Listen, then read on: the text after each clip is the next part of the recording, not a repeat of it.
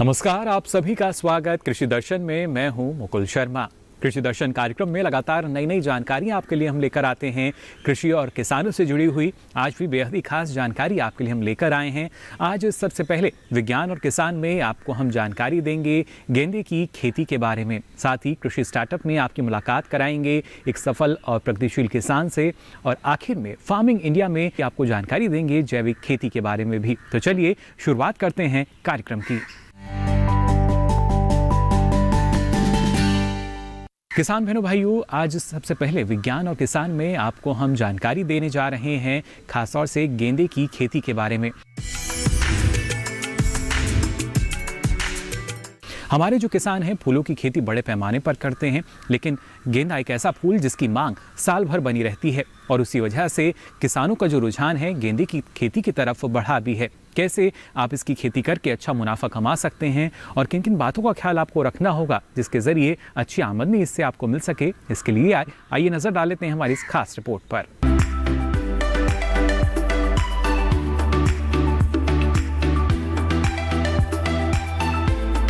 गेंदे की खेती खुले आसमान के नीचे बड़ी आसानी से की जा सकती है और दूसरे फूलों के मुकाबले कम देखभाल की जरूरत होती है।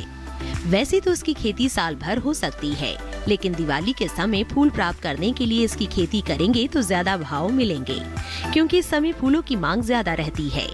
वैसे तो भारत के बहुत से राज्यों में गेंदे की खेती होती है, लेकिन उत्तर प्रदेश, हरियाणा, उत्तराखंड, पश्चिम बंगाल, आंध्र प्रदेश, कर्नाटक, तमिलनाडु और महाराष्ट्र में ये ज्यादा बोया जाता है। दूसरी ओर किसी भी तरह की जलवायु में इसे उगाना संभव है, लेकिन शीतोष्ण और समशीतोष्ण जलवायु ज्यादा बेहतर है। गेंदा बोने के लिए 14.5 से 28.6 डिग्री का तापमान और बलुई दोमट मिट्टी चाहिए। ऐसी मिट्टी जिसका पीएच मान 7 से 7.5 हो। गेंदे की फ्रांसीसी और अफ्रीकन किस्में पाई जाती है। पूसा ने कई किस्मों को भारतीय जलवायु के हिसाब से संवर्धित किया है। इनमें पूसा नारंगी, पूसा बसंती और पूसा अर्पिता वाणिज्यिक किस्में हैं। ये किस्में उत्तर भारत में बहुत ज्यादा उगाई जा रही है। संकर किस्मों में Apollo, Flymax, first lady, gold lady, grey ready और मून शॉट प्रमुख है। गेंदे की पहले नर्सरी तैयार की जाती है और बाद में इसे मुख्य खेत में रोप देते हैं। ज्यादातर किसान खुद ही नर्सरी भी तैयार कर लेते हैं, लेकिन व्यावसायिक नर्सरियां भी मौजूद है। वहां से आप उन्नत किस्मों की तैयार पौध खरीद सकते हैं। पौध तैयार होने में 1 महीने का वक्त लगता है। रुपाई से पहले 1 एकड़ में 8 से 10 टन गोबर की खाद, 250 किलो नीम लेपित urea, 400 kilo single super phosphate, 85 kilo muriate of potash डालेंगे। अगर आप अफ्रीकन गेंदे की खेती कर रहे हैं तो पौध से पौध की दूरी 30 सेंटीमीटर और कतारों के बीच 45 सेंटीमीटर की दूरी रखें, जबकि फ्रांसीसी गेंदे में पौध और कतार के बीच फासला 20 सेंटीमीटर रखना होगा। रुपाई के बाद हल्की सिंचाई करें। सर्दियों में 10 से 15 दिन पर सिंचाई करें, जबकि गर्मियों में 7 से 10 दिन पर। हाथों से ही 3 से 4 बार खरपतवार निकालना है। यूरिया की बची हुई मात्रा को रुपाई के 30 दिन बाद और फिर रुपाई के 45 दिन बाद दे देंगे। रुपाई के 30 से 35 दिन बाद पिंचिंग करेंगे। पिंचिंग यानी पौधों के ऊपर का हिस्सा तोड़ देंगे। इससे अतिरिक्त बढ़वार रुक जाएगी और अधिक शाखाएं फूटेंगी। याद रखिए, गेंदा एक शाकीय पौधा है और इसमें बढ़वाड़ बड़ी तेजी से होती है, लेकिन कुछ किस्मों की पिंचिंग की जरूरत नहीं होती। घुन और चेपा गेंदे को लगने वाले प्रमुख कीट है। लाल मकड़ी घुन पत्तियों और तने के कोमल हिस्सों में रस चूस लेता है। रोकथाम के लिए 0.2% मेटासिस्टॉक्स का छिड़काव करेंगे। चेपा जूं की तरह के कीट होते हैं। ये पत्तियों की निचली सतह से रस चूस कर हानि पहुंचाते हैं। रोकथाम के लिए मेटासिस्टॉक्स 25 EC को 100 से 150 लीटर पानी में घोलकर 1 एकड़ जमीन पर छिड़केंगे। आर्द्र गलन पत्तों का धब्बा, झुलसा और आसिता जैसे रोग भी लग सकते हैं। नीम के तेल या पुदीने के तेल का छिड़काव करते रहेंगे तो रोग और कीट लगने की संभावना कम होगी। 2 महीने बाद फूल तुड़ाई के लिए तैयार होने लगते हैं। इन्हें प्लास्टिक की क्रेट में भरकर मंडी ले जाएंगे। गेंदे की 50 से भी ज्यादा प्रजातियां हैं, लेकिन 3 को ही व्यावसायिक रूप से उगाया जाता है। पूजा स्थलों, समारोह में, शादी विवाह के मंडप वगैरह सजाने में और दवाइयां बनाने में इसका ज्यादा इस्तेमाल होता है। गेंदा मूल रूप से मैक्सिको और दक्षिण अमेरिकी पौधा है।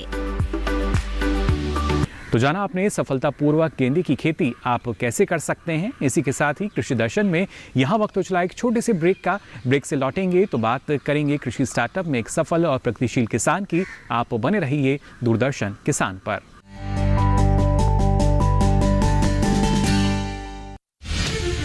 अन्नदाता किसानों की खुशहाली और उनकी आय में बढ़ोतरी के लिए भारत सरकार लगातार प्रयासरत है। माननीय प्रधानमंत्री श्री नरेंद्र मोदी जी के दूरदर्शी नेतृत्व में पिछले 7 वर्षों में खेती को आधुनिक और किसानों को आत्मनिर्भर बनाने के लिए कई निर्णय लिए गए हैं। छोटा किसान बने देश की शान, ये हमारा सपना है।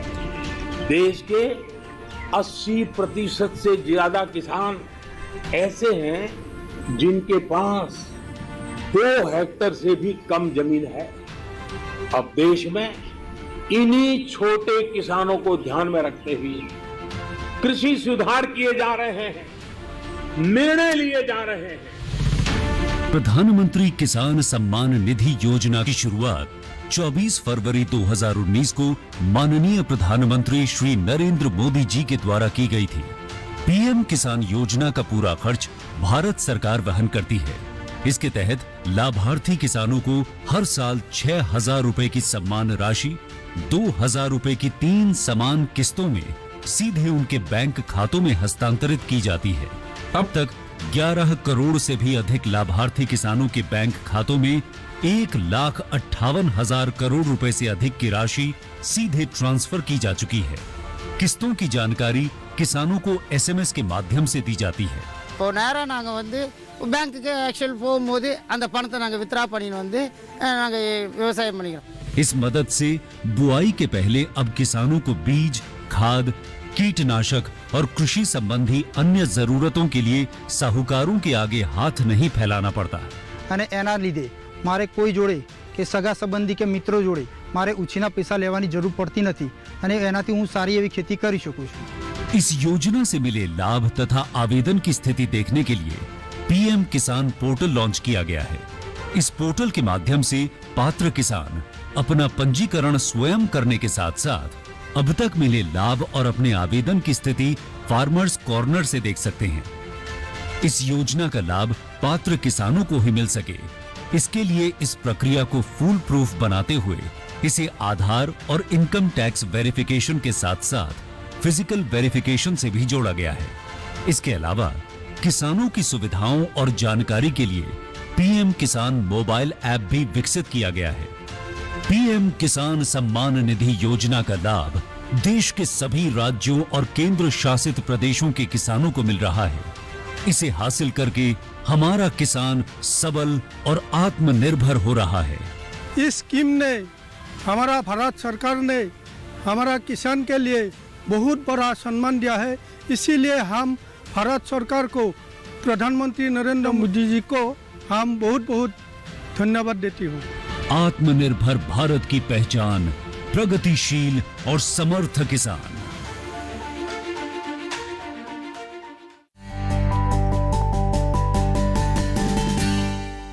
ब्रेक के बाद आप सभी का एक बार फिर स्वागत कृषि दर्शन में। आइए देखते हैं कृषि स्टार्टअप में आज आपके लिए क्या है खास। किसान बहनों भाइयों, लगातार आपकी मुलाकात हम कराते हैं सफल और प्रगतिशील किसानों से, या वो किसान जो दूसरे किसानों से काफ़ी आगे निकल रहे हैं और वही अब दूसरे किसानों के लिए प्रेरणा का स्रोत भी बन चुके हैं। आज आपकी मुलाकात हम कराने जा रहे हैं ऐसे ही एक प्रगतिशील किसान राम नारायण जी से। किस तरीके से इनकी कामयाबी का सफ़र रहा और कैसे ये दूसरे किसानों के लिए प्रेरणा का स्रोत बन चुके हैं, आइए नजर डालते हैं इस रिपोर्ट में।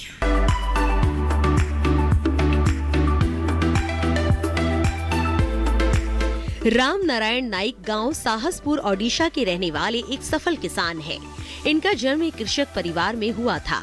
वैसे तो उनके पिता खेती कर घर और परिवार चलाते थे, लेकिन उन्होंने राम नारायण को पढ़ा लिखा कर गांव में एक स्कूल का अध्यापक बना दिया। शिक्षा के साथ साथ राम नारायण का रुझान खेती की तरफ भी था। 20-21 की आयु से ही राम नारायण खेती से जुड़ गए। खेती बाड़ी करते करते इन्होंने पाया कि उनके गांव में किसान जानकारी के अभाव में खेतों में रसायनों का इस्तेमाल करते हैं। पढ़े लिखे होने के कारण राम नारायण जानते थे कि खेतों में रसायनों के उपयोग से कई दुष्परिणाम हो सकते हैं। वे जानते थे कि रसायनों के अधिक इस्तेमाल से मृदा उर्वरता कम तो होती ही है, साथ ही मनुष्य की सेहत पर भी कुप्रभाव पड़ता है, साथ ही कई बीमारियों को जन्म भी देती है। ये बात उनके लिए चिंता का विषय था। वे रसायनों के इस्तेमाल को कैसे खत्म किया जाए, इस पर गहन विचार करने लगे। वर्ष 2005 में राम नारायण ने स्वयं जैविक खाद तैयार की और राम नारायण ने पाया कि रासायनिक खाद के मुकाबले जैविक खाद के उपयोग से लगभग 80% खर्च कम होता है। इस पद्धति से खाद बनाना बेहद आसान है। जैविक खाद का इस्तेमाल किसानों के आर्थिक बोझ को भी कम करता है, साथ ही उनके जीवन स्तर और जमीन को बेहतर बना सकता है। राम नारायण ने जैविक खाद से खेती करना शुरू कर दिया। किसानों के विकास का पहिया चलने लगा और जैविक खाद के सुखद परिणाम सामने आने लगे। लेकिन अब कुछ परेशानियां और थी जो राम नारायण की सफलता का रास्ता रोक रही थी। फसलों पर कीट पतंगों के आक्रमण से कैसे बचा जाए, इसका रास्ता भी राम नारायण को खोजना था। राम नारायण रासायनिक कीटनाशकों का प्रयोग नहीं करना चाहते थे। राम नारायण अपने आसपास उगने वाली जड़ी बूटियों के गुणों को भली भांति जानते थे। राम नारायण ने उनकी पहचान कर एक जैविक कीटनाशक बनाने का फैसला किया। राम नारायण द्वारा बना ये जैविक कीटनाशी एक आविष्कार साबित हुआ। राम नारायण के इस सराहनीय कार्य से इनके गांव में ही नहीं बल्कि आसपास के गांवों के किसानों की भी जिंदगी बदल गई। दूर दूर के गांव के किसान राम नारायण से सुझाव लेने आने लगे, उनसे प्रभावित होने लगे। आज हजारों किसान उनके द्वारा बनाए जैविक खाद और जैविक कीटनाशी का इस्तेमाल कर लाभान्वित हो रहे हैं। राम नारायण को उनके इस महत्वपूर्ण कार्य के लिए अनेक पुरस्कार से सम्मानित किया जा चुका है। मेहनत, लगन और एक नई सोच कैसे एक साधारण किसान को एक असाधारण नायक में बदल सकता है, इसका जीता जागता उदाहरण है राम नारायण नाइक। तो देखा आपने राम नारायण जी की कामयाबी का सफर और कैसे ये दूसरे किसानों के लिए अब प्रेरणा का स्रोत बन चुके हैं। इसी के साथ ही कृषि दर्शन में यहाँ वक्त हो चला एक और छोटे से ब्रेक से लौटेंगे तो बात करेंगे फार्मिंग इंडिया में जैविक खेती की। आप बने रहिए दूरदर्शन किसान पर।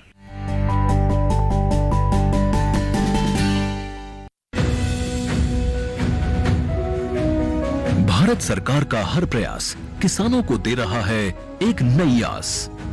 देश के किसानों की खुशहाली और उन्हें आत्मनिर्भर बनाने के लिए भारत सरकार समर्पित है। प्रधानमंत्री श्री नरेंद्र मोदी जी के नेतृत्व में कृषि क्षेत्र में किए गए निरंतर प्रयासों के फलस्वरूप देश खाद्यान्न व बागवानी के क्षेत्र में आत्मनिर्भर हो चुका है और देश में दलहन का उत्पादन भी बढ़ा है। इसी तरह भारत सरकार ने खाद्य तेलों के उत्पादन को बढ़ाने के भी अनेक प्रयास किए हैं। इसी क्रम को आगे बढ़ाते हुए माननीय प्रधानमंत्री श्री नरेंद्र मोदी जी के नेतृत्व में भारत सरकार ने दूरदर्शी निर्णय लेते हुए राष्ट्रीय खाद्य तेल मिशन ऑयल पाम की शुरुआत की है। इस मिशन से देश भर के किसानों को बहुत लाभ मिलेगा। कृषि के पूंजी निवेश में वृद्धि होगी, खाद्य तेल आयात पर देश की निर्भरता कम होगी और रोजगार के नए अवसर पैदा होंगे। खाने के तेल में आत्मनिर्भरता के लिए अब राष्ट्रीय खाद्य तेल मिशन ऑयल पाम का संकल्प लिया गया है। इससे किसानों को तो सीधा लाभ होगा ही, गरीब और मध्यम वर्ग के परिवारों को सस्ता और अच्छी क्वालिटी का तेल भी मिलेगा। यही नहीं, ये मिशन बड़े स्तर पर रोजगार का निर्माण करेगा। इस मिशन के अंतर्गत ऑयल पाम का रकबा और पैदावार बढ़ाने पर जोर देने के लिए सरकार ने 11,000 करोड़ रुपए से अधिक की सहायता राशि निर्धारित की है। मिशन के तहत सरकार ने ऑयल पाम की खेती के लिए रोपण आदि की सहायता में बढ़ोतरी करते हुए पहले मिलने वाले 12,000 रुपए प्रति हेक्टेयर को बढ़ाकर 29,000 रुपए प्रति हेक्टेयर तक कर दिया है। ऑयल पाम के पुराने बागों के पुनरुद्धार के लिए 250 रुपए प्रति पौधा के हिसाब से विशेष सहायता दी जा रही है। पौधारोपण सामग्री की कमी दूर करने और बीजों की पैदावार करने वाले बागों को भी सहायता दी जाएगी। इसके तहत 15 हेक्टेयर ऑयल पाम उद्यान के लिए 80 लाख रुपए तक की सहायता राशि दी जाएगी। इसके अलावा नर्सरी विकास के लिए 40 लाख रुपए तक तय किए गए हैं। पूर्वोत्तर और अंडमान राज्यों के लिए विशेष सहायता का भी प्रावधान है। ऑयल पाम के किसान ताजे फलों के गुच्छे यानी FFB का उत्पादन करते हैं, जिनकी वर्तमान में कीमतें अंतर्राष्ट्रीय मूल्यों में उतार चढ़ाव के आधार पर तय होती हैं। पहली बार केंद्र सरकार ताजे फलों के गुच्छे की कीमत के लिए किसानों को आश्वासन दे रही है। ये व्यवहार्यता मूल्य यानी VP कहलाएगा, यानी किसानों को कोई घाटा नहीं होने दिया जाएगा। व्यवहार्यता मूल्य VP तय करने की शुरुआत 1 नवंबर से होगी और अगले वर्ष 31 अक्टूबर तक जारी रहेगी। इसे ऑयल पाम वर्ष कहा जाएगा। इस योजना के तहत वर्ष 2025-26 तक ऑयल पाम का रकबा 6.5 लाख हेक्टेयर सृजित करने और कच्चे ऑयल पाम की पैदावार वर्ष 2025-26 तक 11.20 लाख टन पहुंचाने का लक्ष्य निर्धारित किया गया है। सरकार के इस महत्वपूर्ण निर्णय से देश में ऑयल पाम की खेती करने वाले किसानों में विश्वास पैदा होगा और वे खेती का रकबा बढ़ाएंगे। इस तरह पाम ऑयल का उत्पादन भी बढ़ेगा, जिससे किसानों की आय बढ़ेगी और ग्रामीण अर्थव्यवस्था भी सुदृढ़ होगी।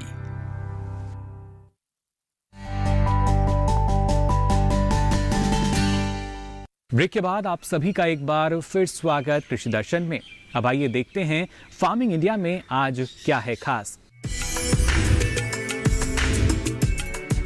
खासतौर से जैविक खेती की अगर बात की जाए, किस तरीके से ये पद्धति हमारे किसानों के बीच ना सिर्फ अब पूरी तरीके से लोकप्रिय भी हो चुकी है और किसानों की आमदनी को बढ़ाने में कितनी मददगार साबित हो रही है, आइए जान लेते हैं इस रिपोर्ट में।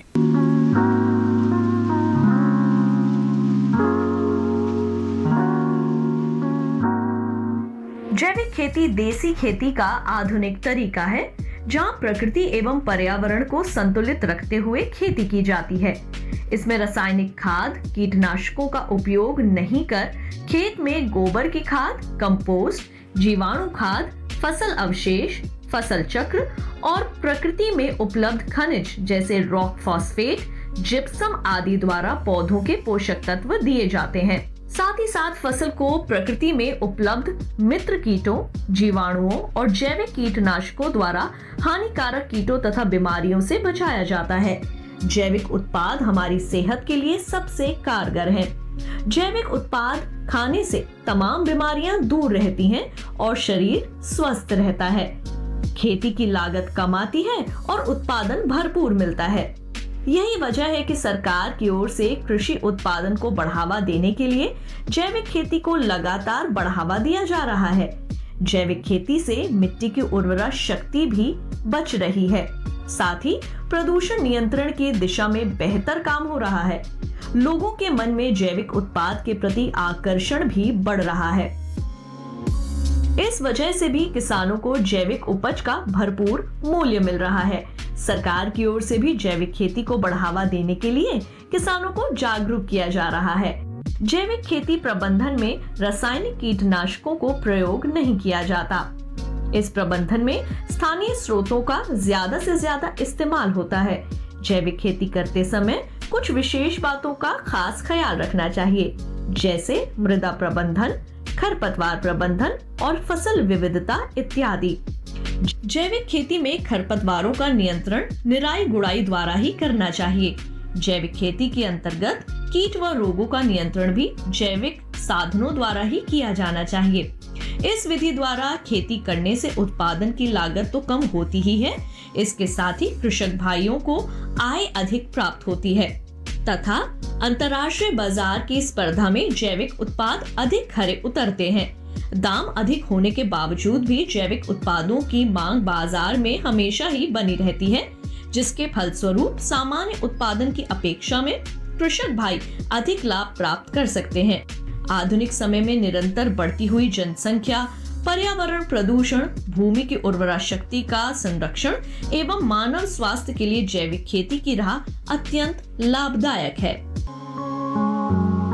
तो देखा आपने कैसे जैविक खेती करके आप भी अच्छी आमदनी कमा सकते हैं, लेकिन ज़रूरी यही कि सही जानकारी आपको हो और फिर आप कृषि क्षेत्र में लगातार आगे बढ़ सकें। फिलहाल आपको बता दें आज के लिए कृषि दर्शन में बस इतना ही, लेकिन ये सारी जानकारी आप ले सकते हैं डीडी किसान के यूट्यूब चैनल के जरिए। इसके लिए आपकी स्क्रीन पर जो QR कोड दिखाया जा रहा है उसे स्कैन कीजिए, जिसके बाद आप पहुंचेंगे यूट्यूब चैनल पर, जहां ये सारी जानकारी अब आप कभी भी कहीं भी ले सकेंगे।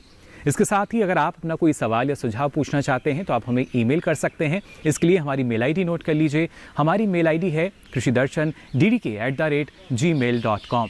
साथ ही पत्र व्यवहार के माध्यम से भी आप हमसे जुड़ सकते हैं। इसके लिए आप हमारा पता नोट कर लीजिए। हमारा पता है कार्यक्रम कृषि दर्शन, कमरा संख्या 59A, CPC दूरदर्शन, खेलगांव, नई दिल्ली 110049। हमें इंतज़ार रहेगा आपके सवाल और सुझावों का भी। कृषि संबंधित नवीनतम जानकारी लेकर फिर होंगे हाजिर। तब तक के लिए दीजिए इजाज़त। नमस्कार।